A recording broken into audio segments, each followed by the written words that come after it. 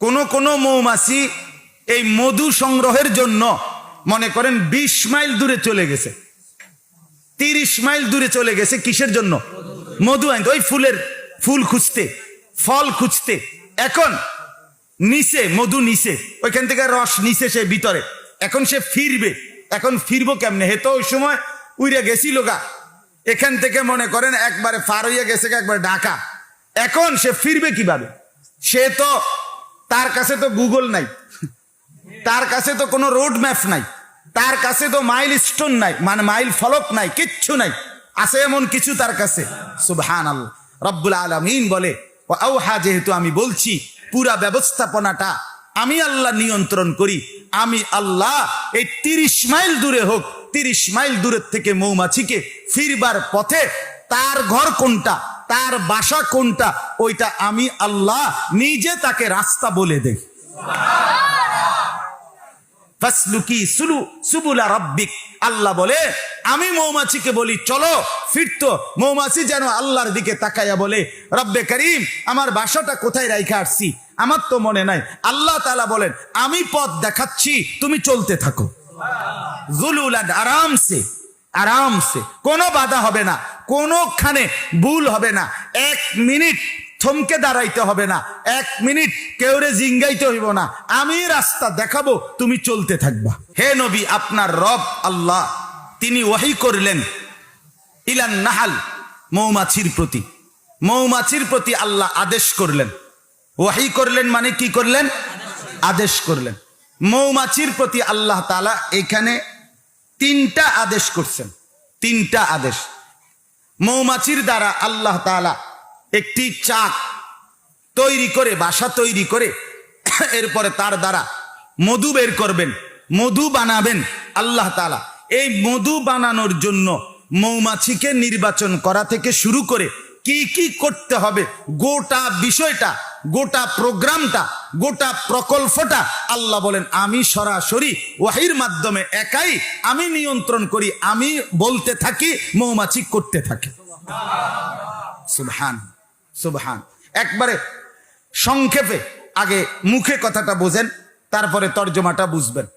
কোন জায়গায় যখন মৌমাছি সিদ্ধান্ত নেয় এখানে বাসা বানাবে, মধু বানাবে, তখন মৌমাছির মধ্যে একজন লিডার থাকে।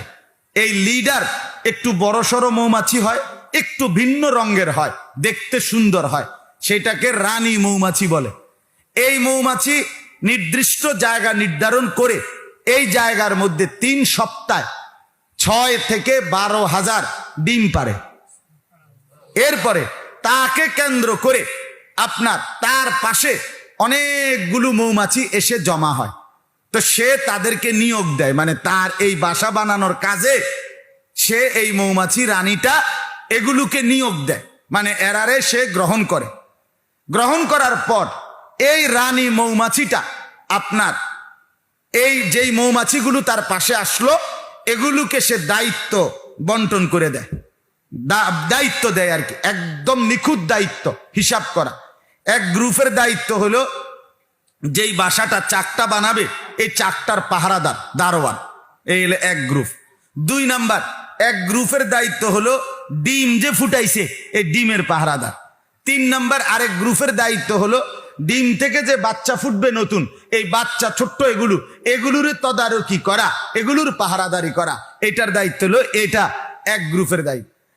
4 নাম্বার, আরেক গ্রুপের দায়িত্ব হলো এখান থেকে বের হয়ে তারা বিভিন্ন উদ্ভিদ, ছোট্ট ছোট্ট গাছ, এই বনে জঙ্গলে বিভিন্ন জায়গায় বিভিন্ন গাছ, যেটা আমাদের খাদ্য খাবারের উপকার না, এমনিতে গাছ, ছোট ছোট উদ্ভিদ, এগুলোর গায়ের মধ্যে সাদা ছোট্ট ছোট্ট পাউডারের মতো এক ধরনের গুঁড়া থাকে।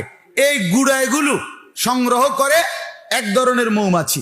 এরা আইনা এগুলোকে যখন এখানে আইনা রাখে, এগুলোকে মৌমাছি তার বাসা বানানোর জন্য মোম হিসাবে গালাইয়া, মোমের মতো এগুলোকে বানাইয়া ওই বাসার চতুর্দিকে, ছোট ছোট্ট যে বাসা এটার চতুর্দিকে মোম দিয়া বাউন্ডারি, দেওয়াল, ওয়াল বানাইয়া এটাকে সুন্দর করে বাসা বানায়। এই হলো এক গ্রুপের দায়িত্ব। আরেক গ্রুপ বড় অংশ, ওরাদের দায়িত্ব হলো এই বাসা বানানো। এই যে বাসাগুলো বানায়, একটি চাকের মধ্যে তাফসীরের মধ্যে লিখছে প্রায় 20,000 ঘর মৌমাছি বানায় গড়ে গড়ে। কয় হাজার? ছোট ছোট ঘর। প্রত্যেকটা ঘর তাফসীরে মাআরিফুল কোরআনে লিখছে প্রত্যেকটা ঘর, এই ভিতরে ছোট্ট ছোট্ট ঘরটা চারটার ভিতরে প্রতিটা ঘর 6 কোণা ঘর, 6 কোণ বিশিষ্ট ঘর। তো স্কেল দিয়ে রোলার দিয়ে প্রকৃতি বিজ্ঞানীরা শতবার মাইপা হিসাব করে পরীক্ষা নিরীক্ষা করে মাইপা দেখছে এই 20,000 ঘর কিংবা কম বেশ যত হাজারই ঘর হোক, একটি ঘর আরেক ঘর থেকে 1 সুতা 1 ইঞ্চি 1 জাররা কম হয় না, নিখুঁত সমান, একদম নিখুঁত, কোনো কি নাই, কমতি বেশি নাই। এটা যে সাইজ ওইটাও এই সাইজ, ওইটাও ওই সাইজ, এক সাইজের এক মাপের। এই কারিগর মৌমাছি যেগুলো, এগুলো এই ঘরগুলো বানায়। ওই মোম আয়না দেয়, আয়না দিলে মোম দিয়া গালায়া গালায়া এটার ভিতরে কি বানায়, ছোট ছোট ঘর। আর স্পেশাল একটা মৌমাছি একদল এই বাসার, এরা দূর দূরে ছুটে গিয়ে বিভিন্ন ফল এবং ফুল এগুলোর ভিতর থেকে ফুল ফুটাইয়া তারা রস সংগ্রহ করে। এই রস, ফুলের রস, ফলের রস, এই মৌমাছিটা যখন তার হুল দিয়া উঠাইয়া আনে, ভিতরে নেয়, মানে রসটা সংগ্রহ করে, সাথে সাথে আল্লাহর কুদরতে এটা ভিতরে গেলে, মৌমাছির ভিতরে গেলে মধুতে রূপান্তরিত হয়। এরপরে সে ফিরে আসে ওই নিজের বাসার কাছে। আজীব কথা হইল, এখানে এক অবাক করা কথা আছে। আল্লাহ তাআলা বলেন, তাফসীরেও লিখছে, কোন কোন মৌমাছি এই মধু সংগ্রহের জন্য মনে করেন 20 মাইল দূরে চলে গেছে, 30 মাইল দূরে চলে গেছে। কিসের জন্য? মধু আনতে, ওই ফুল খুঁজতে, ফল খুঁজতে। এখন নিচে মধু, নিচে ওইখান থেকে রস নিচে সে ভিতরে, এখন সে ফিরবে। এখন ফিরবো কেমনে? হে তো ওই সময় উইরে গেছিল গা, এখান থেকে মনে করেন একবারে ফার হইয়া গেছে, একবার ঢাকা। এখন সে ফিরবে কিভাবে? সে তো, তার কাছে তো গুগল নাই, তার কাছে তো কোনো রোড ম্যাপ নাই, তার কাছে তো মাইল স্টোন নাই, মানে মাইল ফলক নাই, কিচ্ছু নাই। আছে এমন কিছু তার কাছে? সুবহানাল্লাহ। রব্বুল আলামিন বলে, ওয়াউহা, যেহেতু আমি বলছি পুরা ব্যবস্থাপনাটা আমি আল্লাহ নিয়ন্ত্রণ করি, আমি আল্লাহ এই 30 মাইল দূরে হোক, 30 মাইল দূরের থেকে মৌমাছিকে ফিরবার পথে তার ঘর কোনটা, তার বাসা কোনটা, ওইটা আমি আল্লাহ নিজে তাকে রাস্তা বলে দেই। ফাসলুকি সুবুলা রাব্বিক, আল্লাহ বলে আমি মৌমাছিকে বলি চলো, ফিরতো। মৌমাছি যেন আল্লাহর দিকে তাকাইয়া বলে, রব্বে করিম, আমার বাসাটা কোথায় রাইখা আসছি, আমার তো মনে নাই। আল্লাহ তাআলা বলেন, আমি পথ দেখাচ্ছি, তুমি চলতে থাকো। জুলুলান, আরামসে, আরামসে, কোনো বাধা হবে না, কোনোখানে ভুল হবে না, 1 মিনিট থমকে দাঁড়াইতে হবে না, 1 মিনিট কেউরে জিঙ্গাইতে হইব না। আমি রাস্তা দেখাবো, তুমি চলতে থাকবা। সুবহান, সুবহান। আল্লাহ তাআলা বলেন এটা আমি করি, আমি করি। তো এরপরে আল্লাহ তাআলা বলেন, আমি ওই মৌমাছিটা এসে ওই বাসার ভিতরে আপনার মধুটা ওই ছোট্ট ছোট্ট ঘরগুলোর মধ্যে কি করে, ফেলে, জমা করে। কিন্তু প্রশ্ন হইল, এ ঢুকবার সময় যেই মৌমাছি মধু আনছে, রস, এই মৌমাছি আবার ওই দারোয়ানের কাছে গেট পাস নিতে হয়, মানে তারে দেখাইয়া তার সাথে কথা বলে এরপরে ভিতরে ঢুকতে হয়। এই দারোয়ান মৌমাছি যদি দেখে যে এই মৌমাছি কোনো নাফাক অপবিত্র জায়গা থেকে এই রসটা আনছে, সাথে সাথে ওই রানী লিডারের নির্দেশে সে তাকে মেরে ফেলে, হত্যা করে ফেলে, ফলে সে নিচে পড়ে যায়। এই জন্য প্রত্যেক মৌমাছির চাকার নিচে মরা কি থাকে, এগুলো আপনার অপবিত্র, নাপাক। নাপাক মধু আনলো কেন? এই জন্য এটার শাস্তি, অপবিত্রতার স্থান নাই এখানে।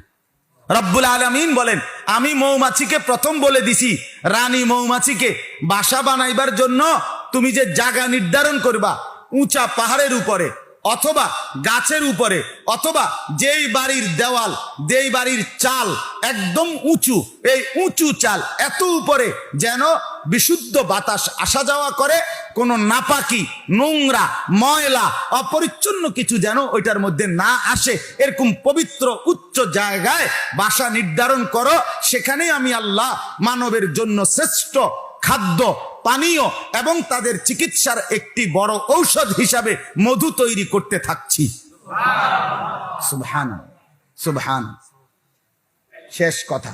তাইলে আল্লাহ তাআলা বলেন, বান্দা যদি তোমার বিবেক থাকে, তোমার কলজার ভিতরে আর দেমাগের ভিতরে যদি স্ক্রু নাট বল্টু থাকে, তুমি যদি বিবেকবান থাকো, তো তুমি শুধু আমার এই কোটি কোটি সৃষ্টির মধ্যে শুধু মৌমাছির বাসার দিকে যদি একবার তাকাও, আর এই পুরা ব্যবস্থাপনাটা যদি খেয়াল করো যে আমি আল্লাহ এক মধু বানাইবার জন্য তোমার জন্য আমি কি ব্যবস্থাপনাটা করছি, নিশ্চিত তুমি আমাকেই চিনবা, আমার কুদরতেই বুঝবা, আমাকেই ডাকবা, আমার গোলামি করবা। কিন্তু হায় আফসুস, বিবেকবান মানুষ, অজ্ঞান মানুষ, অবিবেচক মানুষ না নিজের মাঝে দেখে, না আল্লাহর সৃষ্টির মাঝে দেখে। কোন দিকে তাকাইয়া সে আল্লাহকেই দেখতে পায় না, আল্লাহর বন্দিকে খুঁজতে পায় না। যা দেখে শুধু নারী দেখে, যা দেখে শুধু ছবি দেখে, যা দেখে শুধু নর্তকী দেখে, যা দেখে শুধু দুনিয়ার লোভ লালসা দেখে। অথচ দেখা উচিত ছিল আল্লাহর কুদরত, দেখা উচিত ছিল কি, চেনা উচিত ছিল আল্লাহকে, বন্দিগি করা, গোলামি করা উচিত ছিল কার? আল্লাহ। এবার অর্থটা শোনেন। আল্লাহ তাআলা বলেন, ওয়া আওহা রাব্বুকা ইলান নাহলি, আল্লাহ তাআলা ওহী করছেন মৌমাছির প্রতি। তিনটা ওহী, তিনটা আদেশ। আনিত্তাখিজি মিনাল জিবালি বুয়ুতান ওয়া মিনাশ শাজারি ওয়া মিম্মা ইয়ারিশুন, হে মৌমাছি তুমি পাহাড়ের উপরে, গাছের উপরে এবং উঁচু ভবনে, উঁচু ঘরের উপরে তুমি বাসা বানাও। এই হলো এক। তাহলে বাসাটা কোন জায়গায় বানাবে এটাও নির্ধারণ করে দিচ্ছে কে?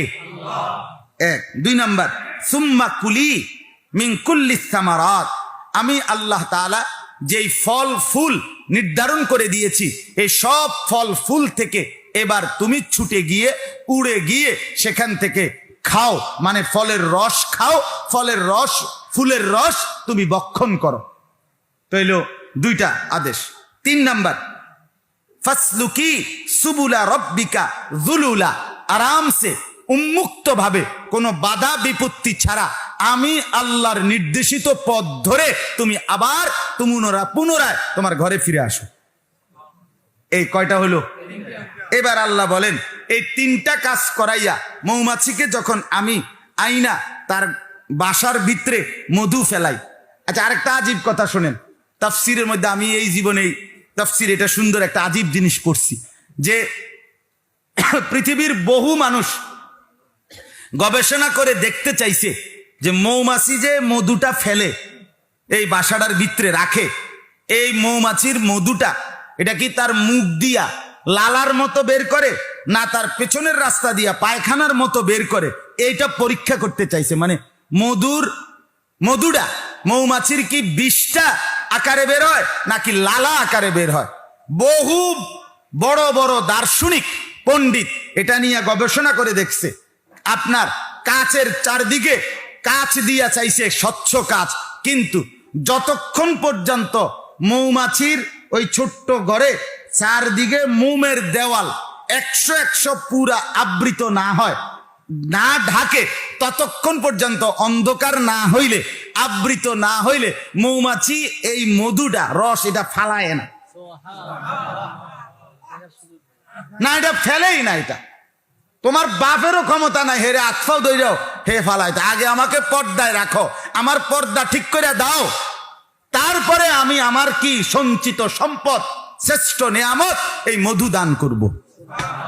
সুবহান সুবহান। এখান থেকে দুই কথা তাফসিরে লিখছে। এক কথা হইল ওই যে অপবিত্র নাপাক সেই মৌমাছিকে ফেলে দেওয়া হয়, অর্থাৎ অপবিত্রতার কোনো স্থান এখানে নেই, আর বেপরদারও কোনো স্থান এখানে নাই।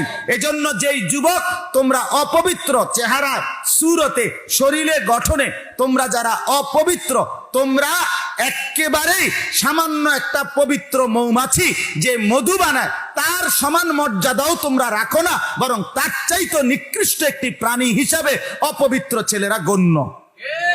আর দুই, বেপর্দা নারী, তার সবক নেওয়া উচিত। এক মৌমাছি তার সামান্যতম মধু শ্রেষ্ঠ সম্পদ, তার নিয়ামত আল্লাহর পক্ষ থেকে, সে পর্দা ছাড়া সে প্রদান করে না।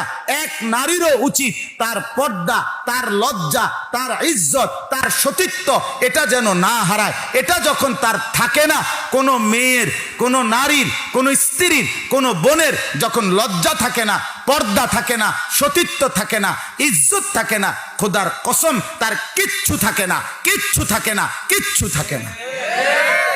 যেই বেডির পর্দা নাই, যেই বেডির আবরণ নাই, যেই বেডির ইজ্জত নাই, যেই বেটির সতীত্ব নাই, ওইটা কোনো বেডিও না, বেডির জাতও না। এটা হয় প্লাস্টিক, নয় ইলাস্টিক, নয় বালতি, নয় লোডা, নয় বদনা। আর এটার পিছনে যেটি হাঁটে এগুলো আরেক ধরনের অপদার্থ বদনা।